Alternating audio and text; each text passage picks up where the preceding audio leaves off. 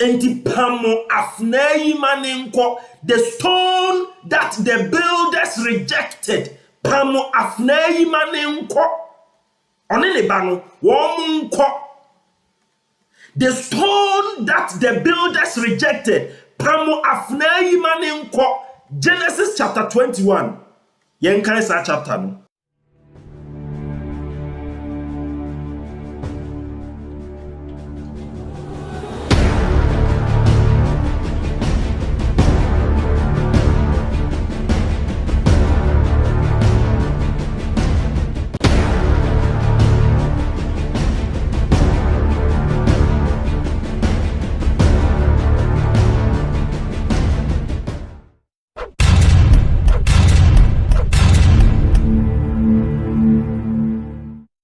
أعوذ بالله من الشيطان الرجيم بسم الله الرحمن الرحيم السلام عليكم ورحمة الله وبركاته أنيانم أني أدوفنم يسرى الله سي أمي نينا مبو نونفاني نشيرا نادوم أني ناسمجي أمي نينا يسودا آمين أني يسانسسو أشياء بيما نا أي مصنفو إمام أدوبوفو أنا منيم وشياء أني يبا بيان چرچره adi achire okomsheni kronkron Muhammad sallallahu alaihi wasallam ne ho komsha ewo Bible nim na de hyase no ye hyase afri the New Testament say ye call the New Testament so dia ene na yenim say Matthew ana edikan enti Matthew komsheni Muhammad sallallahu alaihi wasallam ne ho komsha ewo Matthew anene yebedi kan ahwe na empe bebri ayana enkrofo ka se okomsheni Muhammad sallallahu alaihi wasallam no ne ho komshe bia eni Bible mu de ntia ema enkrofo eka saa ne se especially Christians eka saa ne se wonum nim se wonum gitum se asem wei eye no krese efa okomsheni Muhammad sallallahu alaihi wasallam ho dia ene na kire se oye nokwafo na so oye nokwafo nso so dia ene na wo se ye ginidi na se ye ginu adi nso so dia ene na kire se ye jai Kristo som ni aba be muslim fo enti na ene obi besie pam no twano ene ne ho komhye bia eni Bible na no na ya na meme kase se ye kase okomhyeni Muhammad sallallahu alaihi wasallam ne ho komhye bia eni Bible mu a ene nka ebeye nwanwa pa efri se Bible no eye enwoma a Kristofo nyina kase eye enwoma efri otumfo Nyankopon ho na enam se eye nwoma efri otumfo Nyankopon ho na ebema onipa akwankyere afa nyamesom eho na onipa kese a otese Muhammad sallallahu alaihi wasallam enei na chidifo nko an so uche ewiase mu be semiensa ono nko a betimi anya emu baako ene ne mmoroso na se yekase sa nipa yi ne ho nko Bible na anka ne ho asem bia ene na anka Bible no anka bibi atiakem efri se ye ka afa onipa obeba akomhyefo a won ba Bible no mu no yabo won di wo Bible no mu no obeba won mu achi particularly Yesu Kristo no obeba nachi na yantimi mpo ankyere se ani Bible na ka ne ho asem na nsoso no oka se ebia oba ne som no ebi krampa enye nokre na se yeka se da bi Bible na nka ne ho asem kura ene na nka enwanwa pa na nso nokre wo ho ne se Bible ne de aka ne ho asem bebri na enipa wonu ahye daada no de edi nse ebenya no wo mu age se de wada na pa obi a wada na pa ne de ubohwere mapra kekra utimi sori na de ono no wahye daada ne de odi aba mpo kobro no a onsori enti ene ade a yɛbɛyɛ ne sɛ yɛbɛyi prophecy ne baako pɛ na yɛakyerɛkyerɛ mu na yɛkyerɛkyerɛ mu wie a na yɛgyae ama atiefoɔ sɛ mo a monwene ho sɛ ana saa nsɛm yi ɛyɛ nokorɛ sɛ ɛfa okɔmhyɛni Muhammad sallallahu alaihi wasallam ho anaasɛ ɛmfa ne ho. Yɛbɛsrɛ anuanom sɛ mon subscribe to Ampa TV channel yi na mon follow yɛn ɛwɔ Facebook Ampa TV ɛwɔ Facebook na yɛbɛkɔ so a ɛde nkyerɛkyerɛ a ɛte sɛ yi abrɛ mu. Mesrɛ mo monhyɛ ne nso sɛ ɛnɛ chapter no a ana verses no a yɛba abɛkan no ɛbɛyɛ tenten kakra nanso so no munya abotrɛ gidi sɛ yɛbɛnya adesua bebree afiri mu. Enti verses a yɛbɛkenkan no ɛyɛ Matthew chapter 21 verse 33 to 46. Verse 33 no mekan no wotwi wɔ English a woso betumi akan. English no nso so ɛda screen ne so. Ɔse muntie ɛbɛ foforɔ. Afuowura bi wɔ hɔ a ɔyɛ abobeturo. Na ɔgye ho ban hyiae. Na otu mu nsakyi amena. Na ɔtoo abantenten. Na ɔde hyɛ ahwɛfoɔ bi nsa. Na ogya hɔ kɔɔ baabi. Verse 34. Na aduaba berɛ duri no. Ɔsomaa ne nkoa kɔɔ ahwɛfoɔ no nkyɛn sɛ wɔnkɔgye n'aduaba mmra. Na ahwɛfoɔ no fa ne nkoa no. Na wɔhwee bi. Na wɔkum bi. Na wɔsi bi aboɔ. Verse 36. Bio ɔsomaa nkoa foforɔ a wɔdɔɔso sene aka ne deɛ no. Nanso wɔyɛ wɔn saara. Na akyire yi ɔsomaa ne ba kɔ wɔn nkyɛn sɛ wɔbɛfɛre me ba. Verse 38. Nanso ahwɛsofoɔ no hunu ɔba no no. Wɔkekaa wɔn mu sɛ oyi ne ɔdidifoɔ no. Wei na obedi adeɛ no. Mommra ma yɛnkum no na n'agyapadeɛ no nyɛ yɛn dea. Na wɔfaa no twee no firi bobeturo no mu kɔ kokum no. Enti ti Yesu Kristo wabu ɛbɛ no abeduru ha. Ɛbɛ no amu no obisa wɔn asɛm. Ɔsɛ enti da bobeturo wura no bɛba no. Ɛdeɛn na ɔbɛyɛ ahwɛsofoɔ no. Wei asɛmbisa a ɔde bisa wɔn. Wɔka kyerɛ no sɛ ano yi a wɔn nso so de maa no nie. Ɔbɛsɛe nipa bɔne no pasaa. Afuowura no a wɔde adeɛ na ma ahwɛsofoɔ no. Na saa bɔne yi a ahwɛsofoɔ yi ayɛ wɔn a wɔsoma wɔn kɔ wɔn nkyɛn no. Ne nkoa na wɔsoma wɔn kɔ ahwɛsofoɔ ne nkyɛn no. Ekum a wɔn kum wɔn, ɛboro a wɔn bu wɔn ne ade no. Ana Yesu Kristo bisa wɔn sɛ enti mo no mususu sɛ ada bobeturo wura ne bɛba no. Ɛdeɛn na wɔde bɛyɛ saa ahwɛsofoɔ no. Ana wɔn sɛ ɔbɛsɛe ahwɛsofoɔ ne pasaa. Na wɔde bobeturo no ama ahwɛsofoɔ foforɔ a wɔde aduaba bɛbrɛ no ne brɛ mu. Enti wei na yɛ ano yi a wɔn nso so de maa Yesu. Na yɛntie deɛ ɔkaka ho. Ɔse Yesu se wɔn sɛ monkenkane twerɛnsɛm no mu pɛn sɛ ɔboa a abantofoɔ apoɔ no. Ɛno ara na ɛbɛyɛ ɔdan no ntwea so tiboɔ. The stone that the builders rejected shall be the cornerstone. Ɛboɔ na abantofoɔ apoɔ. Saa aboɔ no ɛna ɛbɛba abɛyɛ ɛdan no entria so tibuo, it shall be the head of the cornerstone.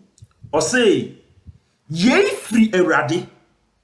Sa boa no a ye po ye no, a ebeba be ye edan no ntria so tibuo no. Sa de no a ebesi no, eye otumfo Nyankopɔn no na ahyehye ne saa. Ye free erade. Na eye nwanwa ye nani so. Na saa de isesi a ebeye nipa a wɔn te saa nkom hye we ase no, enipa a wɔn bekenkan saa nkom hye yi, wɔn bekenkan saa ebeyi no wɔn bete ase, ebe wɔn was na sɛ sei na otumfo Nyankopɔn ye na nhyehyɛ. Verse 44 ɔse, na de ɔbɛhwe ɔboɔ yi soɔ no, ne mu bebubu. Na de ɛbɛhwe ne soɔ no, ɛbɛpɛkyɛ no. Na asɔfoɔ mpanyimfoɔ ne farisifoɔ no te ne mmebuo no, wohunu sɛ wɔn ho asɛm na ɔreka. Na wɔhwehwɛɛ sɛ wɔkyere no, nanso na wosuro nkurɔfoɔ akuakuo no ɛfiri sɛ na wobu no sɛ odiyifoɔ. Wei ne ebe a Yesu Kristo abu n'akyidifoɔ ne wɔn a no wɔn gyina hɔ a wɔn tie no nyinaa. Na saa asɛm yi na meme se ɛyɛ nkɔmhyɛ a ɛfa okomhyɛni kronkron Muhammad sallallahu alaihi wasallam ɛho.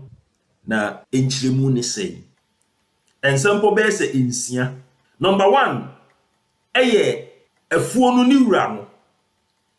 Afuo no wura no ɛyɛ otumfo Nyankopɔn no ankasa. Afuo no nso so ɛyɛ Nyankopɔn no n'asɛm a ɔde soma ɛbrɛ onipa. Na enipa no a wɔnom yɛ ahwɛsofoɔ no ɛyɛ Jewfoɔ no a na Yesu Kristo kasa kyerɛ wɔnom no, ɛne Farisifoɔ ne asɔfoɔ mpanyimfoɔ no a mmara no a akɔmhyɛfoɔ no de baeɛ ne wɔ wɔn nkyɛn no. Ana ɔsɛ wɔsoma nkoa ba sɛ wɔn mɛgye aduaba ne mmara ɛwɔ ne bere mu no. Saa nkoa no a wɔsoma wɔn ɛba mmara kɔmmerɛ no ɛnso gyina hɔ ma akɔmhyɛfoɔ a na otumfo Nyankopɔn soma wɔn ba Jewfoɔ ni mu mmara ɛkɔmmerɛ ɔsoma wɔn ba wɔn mu ɛbɛka otumfo Nyankopɔn asɛm kyerɛ wɔn. Na aduaba no ɛnso yɛ tenenebra ɛne sɛ Jewfoɔ no de akɔmhyɛfoɔ no a otumfo Nyankopɔn asoma wɔn aba wɔn nkyɛn no, wɔde wɔn nsɛm no a Nyankopɔn de ama wɔn sɛ wɔmfa mmerɛ wɔn, wɔmfa mɛtete wɔn no, wɔde nsɛm no bɛyɛ adwuma. Tenenebra, the piety and as a righteousness are wɔn bɛyɛ submission to the will of God Almighty no, ɛno ɛne aduaba no. Ɔba no ɛyɛ Yesu Kristo. Na asɛmpo baako bi susu wɔ mu a ɔse saa nipa yi yɛde akɔmhyɛfoɔ yi ba wɔn nkyɛn bɛka Nyankopɔn asɛm kyerɛ wɔnom sɛ wɔnom nsakra wɔn ho na wɔn mmɔtene ne bra no.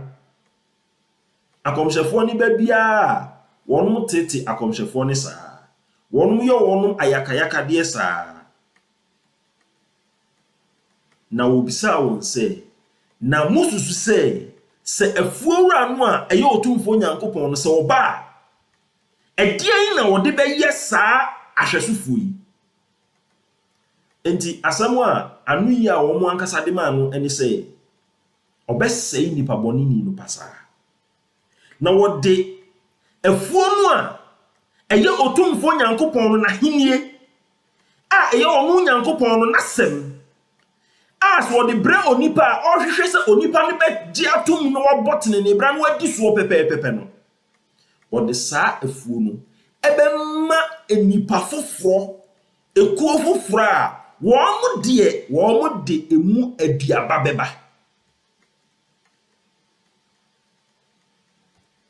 Ana owie no ɔse, na monkenkan no ɔtwerɛnsɛm no mu pɛn sɛ ɛboɔ no a abantofoɔ apoɔ no ɛboɔ no a abantofoɔ apoɔ no ɛno ɛna ɛbɛyɛ ɛdan no ntwea so tiboɔ. The stone that the builders rejected shall be the head of the cornerstone. Enti sɛ yɛhunu the owner of the vineyard a ɛyɛ otumfuo Nyankopɔn. Yɛhunu the vineyard a ɛyɛ otumfuo Nyankopɔn no n'ahenie a ɛyɛ nyamesom nyamesɛm a Nyankopɔn nam akɔmhyɛfoɔ so de brɛ yɛn. Na sɛ yɛhunu ahwɛsofoɔ no a wɔn nso so yɛ Jewfoɔ no a na Yesu Kristo ne wɔn no kasa no. Na yɛhunu nkoa no a na Nyankopɔn soma wɔn ba wɔn nkyɛn sɛ wɔn mɛgye mu aduaba mmra a ɛgyina hɔ ma akɔmhyɛfoɔ no. Na yɛhunu ɔba no a ɛno nso so gyina hɔ ma Yesu Kristo a. Ɛneɛ ɛboɔ no a abantofoɔ no pooyɛ no ɛyɛ deɛn? Ɛhɔ ɛna atwi yɛn akɔ sɛ saa asɛm wei no ɛgyina hɔ ɛde ma ɔkɔmhyɛni Muhammad sallallahu alaihi wasallam. Ɛfiri sɛ yɛn nyinaa yɛnim sɛ Yesu Kristo asɛm wei no ɔde kyerɛ sɛ ɔno n'akyi ɛna ɛbɛsi. Ɛfiri sɛ ɔde ɔno ankasa ne ho ka ho ɔba no. Akristofoɔ nyinaa ka sɛ Yesu Kristo ɛyɛ Nyankopɔn ba. Muslimfoɔ yɛgye tom sɛ Yesu yɛ Nyankopɔn ba, na mmom yɛn ka sɛ ɔyɛ sɛdeɛ yɛn na Kristofoɔ gyidie tie no yɛn ka sɛ ɔyɛ biological son. Na mmom yɛse ɔyɛ a metaphorical son, sɛdeɛ Ephraim ɛyɛ ɛba, Nyankopɔn afrɛ no nyame ba. David Nyankopɔn afrɛ no nyame ba. Jacob Nyankopɔn afrɛ no nyame ba. Ɛne akɔmhyɛfoɔ bebree Nyankopɔn afrɛ wɔn Nyankopɔn ba. Sɛdeɛ Yesu Kristo no ankasa krampo aka sɛ, blessed are the peacemakers, for they shall be called the sons of God. Saa pɛpɛpɛ na yɛhunu Yesu Kristo sɛ ɛnam sɛ ɔyɛ asomdweni, ɛnam sɛ ɔde Nyankopɔn asɛm ɛbrɛ yɛn, ɛnam sɛ ɔdɔ Nyankopɔn nti no ɔyɛ Nyankopɔn ba. Onipa bi a ɔdɔ Nyankopɔn bia no ɔyɛ Nyankopɔn ba. Na mmom wei no ɛbɛ ana obu wɔn wɔde wɔn ano ho ka ho sɛ me nso me baeɛ no wɔn mo hwehwɛ sɛ wɔn mo bɛkume. Na ɛboɔ no a abantofoɔ no apoɔ no ɛyɛ deɛn? Ɛno na mese ɛno ɛne ɔkɔmhyɛni Muhammad sallallahu alaihi wasallam. Ɛno na ɛdirect yɛn to ɔkɔmhyɛni Muhammad sallallahu alaihi wasallam. Ɛne sɛ yɛsi dan. Ɛdan no a yɛsie no ɛyɛ nyamesom. The building of religion. The temple of religion. Nyankopɔn na ɔsi ne dan. Ɛdan sie no da bia ya meka sɛ akɔmhyɛfoɔ no wɔn akɔ yɛ sɛ de yɛsi dan wɔn nyinaa yɛ baako. Yɛwɔ plumber wom, ɛdan sie no. Yɛwɔ mason wom, yɛwɔ electrician wom, yɛwɔ carpenter wom, yɛwɔ painter wom, yɛwɔ kyɛ steel benders wom. Obiara wɔ ne deɛ nkakra ɔbɛyɛ na wɔde abɛsi hɔ ma ɛdan na yɛ mu a. Enti mra otumfo Nyankopɔn esi ni dan no. Wɔn mu a na wɔde wɔn mu si no, materials no a na wɔde wɔn mu si dan no. Ɔbaako bi wɔ mu a ɔno de yɛ po no pamo no sɛ ɔmfiri hankɔ. Na saa de yɛ po no ɔno ana akyiri no yɛbɛsa akɔfa no ne yɛde na ba bɛhyɛ ɛdan no ntwea so. Ɔbɛba abɛyɛ ɛdan no ntwea so no etiri ɛboɔ a untimi reject it, because ɛno ne the most important a sɛ wode hyɛ hɔ a na ɛdan no ayɛ mu a saa stone no ɛna meka sɛ ɛdirect yɛn to ɔkɔmhyɛni kronkron Muhammad sallallahu alaihi wasallam. Ɛne sɛ Emra Nyankopɔn hyɛ ase sɛ ɔsoma akɔmhyɛfoɔ aba, ɔsoma Adam, ɔsoma akɔmhyɛfoɔ kakra, ɔsoma Noah akyi, Abraham by Lot, ɛne ade Moses, Jacob, ne ade Yesu Kristo mu nyinaa ba. Na Abraham abrɛ so no. Abraham na ɔnwo. Ɔne ne yere Sarah atena sɛ mfie bebree ɔnwo. ana wonom wo abayewa bi ti won nkyɛn a yɛfrɛ no Hagar no ofiri Egypt a wɔyɛ bibini ahai no wonom meka wei e de akyerɛ sɛ even Islam okomhyɛni Muhammad sallallahu alaihi wasallam no kra nase efiri Egypt a wɔyɛ bibini nase efiri Egypt. That area no yɛ another subject for another day. Enti Hagar yi ana ɔte Abraham nkyɛn ɛkwan a ɔfa so bɛtena wɔn nkyɛn no so ɛyɛ another miracle a menim sɛ mumu bebre na munim abakwasɛm no sɛ na Abraham ɔne ne yere Sarah etu kwan na ɔmo kɔfa ayi na de si yɛn de munim dada ɛnyɛ afei na me nsa bɛkɔ saa history ni mu tententen. Enti Hagar ɛne wɔn te ana Sarah ɛnwo ana Sarah ya Genesis chapter 16 Sarah ya ka kyerɛ Abraham sɛ kɔma ba a wayi ho na ebi a menya ne nkyɛn ba ma yɛ saa nkyerɛkyerɛ we wɔ ampa TV pɛn ti mo a mo nhwɛ mo betimi ahwɛ na ɔkɔ ne nkyɛn ɔka ya ne mpo according to Bible no ɔtena ase saa 10 years na Sarah no afa Hagar ɛde ne ma no sɛ ɔnware no afei Hagar ɛwo ba no na actually Sarah so ɛbɛwo ba no Sarah say enye afna yi eba ene me ba ane ebedi ade enti pamo afna yi manenko the stone that the builders rejected pamo afna yi manenko one ne ba no wo nko the stone that the builders rejected pamo afna yi manenko Genesis chapter 21 yen kan sa chapter no asɛm a ɛwɔ hɔ ɛne sɛ ɔse na Sarah hu Misrini Hagar ba ɔwo ma Abraham no sɛ already fell na ɔka kyerɛ Abraham sɛ Sarah ka kyerɛ Abraham sɛ pamo afna yi ne ba no na nye afna yi ba ne me ba Isaac na ebedi ade enye Ishmael eye Hagar eba Ishmael ene me ba Isaac ana Isaac ana ebedi ade na verse 11 ɔse na ne ba no nti asɛm no yɛ Abraham yayi nam sɛ Ishmael no eye ne ba enam se oye ne banti no na eye ne ya se Sarah ekasa na yentie verse 12 osina onyankopon ka kire Abraham se ma abofra no ne wafuna asem no nye wo ya na de Sarah ka kire wo nyina tie na Isaac mu na wo befre wasefo na afna ba no nso meye no oman kese efiri sɛ ɔyɛ wasini na kyerɛ sɛ ɔno nso so yɛbɛnya wasefo ɛwɔ mu enti verse 14 na ɛka sɛ ɔsɔre anɔpɔ tututu na ɔfa akwara no de nsi ne nkɔn no fa nsuo ka ho ne ade na ɔmo ɛkɔɔɛ die enti a mekɔfa saa asɛm wei sɛ ɛde aba bɛ support Matthew chapter 21 verse 33 to 36 to 46 no and say Bible ne say munkin kan ne twrensem ni mu pen say eboɔ no a abantofo apoɔ no ɛno na ɛbɛyɛ ɛdan no ntwea so tiboɔ pamcho yɛnhyɛ bibi nso ha this point a mebɛma no ɛyɛ very important.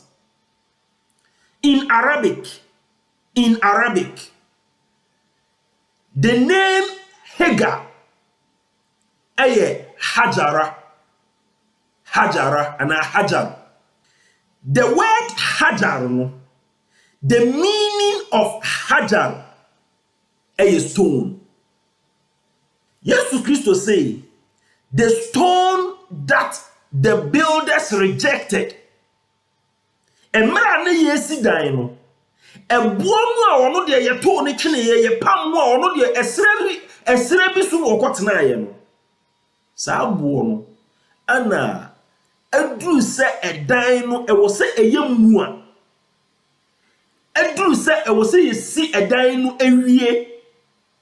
Ono an ye bekwa akofa no na yedi na ba be se edan no ntwia so no ba be ye edan no eti ebo. The most important stone in the building no ebeye saa abo no a ye beto atwene. Edan no a yesie no a eye nyamesom no ansa na ye bewie no ye bekwa akofa afri ebo no a yato atwene no saa abo no ane ye de be hye edan ni mu na ayema. Na me say saa ebo no Hagar neba Ishmael na translate ebesi okomsheni Muhammad sallallahu alaihi wasallam eso de nti America ne saa ne say Hagar de obai enfie bebre about that's 3,000 years ansa na Yesu Kristo ba. Ishmael so saa enti Yesu Kristo eka asemu a ebesi ewo no nachi enipa no a obeba wo no nachi a ono nsusu ye akoa ode oba beji eniaba no a aso ewo ni bremu no ode bre afuo ni wura no ono nsusu otesesa enkoa no a na yesoma wo no ba na afuo no hwesofo no ekum wonom eye won ayakayaka de no ono nso ni gina bre no saa netie enti ono nso ye komhyeni na wono ane de ne beba be se edan ne ho a ebema edan no ayemu a enuano muma ye nyina ye nwene asem we hu yie na ye mmisa ye ho se ana enti asem we hwan pa ana efete no ebiem yensa ne nso anu yi a ebeni mu no wo mo de ma Yesu Kristo ni se enam boni a afuo hwesofo no eye no nti no ye beji afiri wonsam edi akoma oman foforo enti here Jesus Christ indirectly is telling them say sa oman we no a time will come after onono yensuma okomsheni bia ma wonu mu bio. And of course waka our Bible which we are going to read nemom say yebesuma okomsheni a yede ne besi yebesuma no akọ oman foforo mu eno na yen Muslim for me Imam Adubofo me say eye Arab fo ni mu ana omude Nyankopon de oman no ekoye na eye okomsheni Muhammad sallallahu alaihi wasallam ana woye saa ebuo no a yede ne be hye edan no ntwia so na akoye edan no ne ntwia so etibuo, the most important stone in the building. Na ama edan no aye complete na ama yesi edan no awie na ade ba ku bi a enwanwa eni se okomsheni konkro Muhammad sallallahu alaihi wasallam otumfo Nyankopon no ankasa san ka kire no ewo Quran chapter 5 verse 4 say al-yawma akmaltu lakum dinakum wa atmamtu alaykum ni'mati wa raditu lakum al-islam dinan.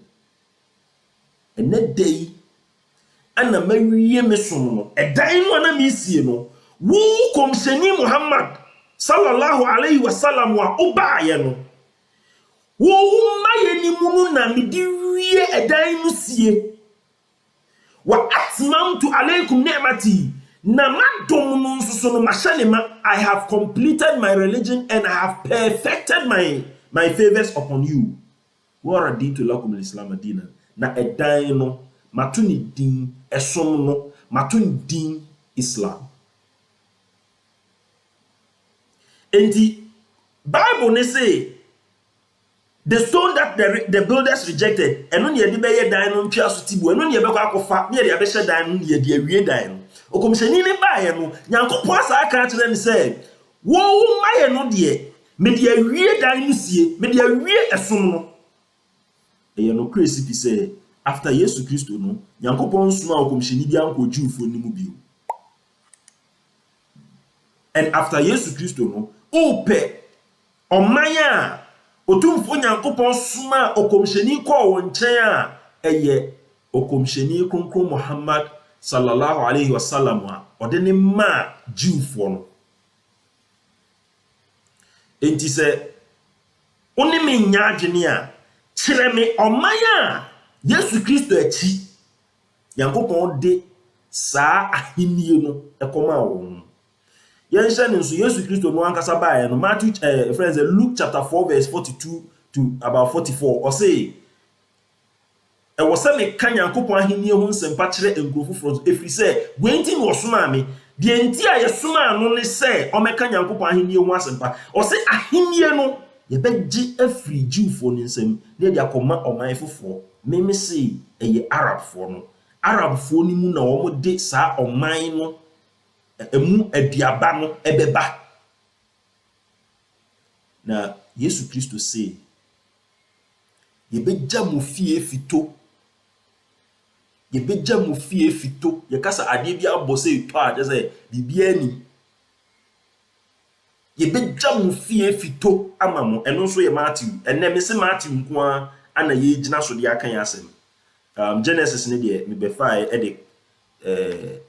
ɛde supporte asem no keke. Even another Genesis so kra ho Genesis chapter 16 verse 11 to 13 the prophecy about Ishmael and he say ono no betena ni nuanom anim na ne nsa beka obi an obi aso nsa aka no so e bia emre ba mu aye bekan inshallah. Enti say no ye sign ahwe another chapter eno so ewo Matthew na no kra ne say even this chapter no so ekire say Jerusalem hono Otumfo Nyankopon ensoma akomhyefo ma won nkyɛn bio. E support Matthew chapter 21 verse 33 to 46 no. This is Matthew chapter 23 verse 27 to verse 38 ana ye bekan. Na mepese etiefo nyina nya botre entie asem ye ewom se asem no wakakra but ehu hia se yetie ni ye. O say verse 27 Munnue mo atwerefo ne Farisifo nya atwemfo. On se mekan se sa ahwesofo no omo ne Farisifo no ne asofo mpanyimfo no a emra no wo nkyɛn na so won kyerɛkyerɛ emra no na woye de ope ono de wo mo de bone no wo mo ye instead sen kom de wo mo be hye Nyankopon apedi ase no wo mo nye saa ahai no Yesu Kristo dome wo mo ana wo se munnue mo atwerefo ne Farisifo nya atwemfo se mote se eda waka ho. You are like, the grave, the painted grave. Ehun a wo hunu no yefe, ekire no ayede ani hunu no efefefe. Nanso emu de efunu no mpe ne efin nyina ayema. Sara nso na motese enipa tenene wo enipa anim. You portray yourself as righteous before man. You want us to see you as righteous. Na mumu de nyaatwom ne amuyo ayema. O say Munnue verse 29 mo atwerefo ne Farisifo nyaatwomfo se mototo adifo naso you clean the graves of the prophets. You worship the graves of the prophets. Na musiesie atenenefo abodan mu. You bury the righteous in the sepulchre. Na moka se ye wo yen agyanom breso a anka yene won mom nhwie adifo no mogya ngu. Again, I would remind you, say in Matthew chapter 21 verse 33 to 46 no, oka adifo a yekum won ye sibia bo ye bro wonum ahai o say won mo siesie adifo no ne atene o mo sie wonum wo bodan mu won mo siesie wonum na ho fefefe o say na mo ka se ye wo yen agyanom breso a anka yene won remmom nhwie adifo no mogya mu. Dey na to aso verse 31. Yei na modidi mo ho adanse se wonum a wokum adifo ne manem. Matthew chapter 21 verse 33 to 46 no. Oka adifo a yekum won ho asem. Ahanso so wa repeat this asem. O say monso monham wagyanom susukuru ama. What your fathers did, the same thing ana monso moye. We no obedi o matem o say awo, you are snakes, you are vipers. In hutiama mo beye den adwane amanihunu kro atemwo no. How will you save yourself from the punishment of God? Again, I will remind you on Matthew chapter 21 verse 33 to 46. Or say a fura ne ba obey on dey almost obey ahwesofo ne pasa. Hey, or say, how will you run away from the punishment? How will you save yourself from the punishment? Verse 34. Or say share. Yenti meresuma adifo ne anyansafo ne atwerefo aba mo nkyɛn na mobeku won mu bi abɔ won asennua mu na moaka won mu bi mpre wo hyiadan mu na moatae won afiri krom akokrom. This again repeating the actions and the enyema na Jew for no mire nyina na omde ye atenene for no Jew adifo no. Verse 35.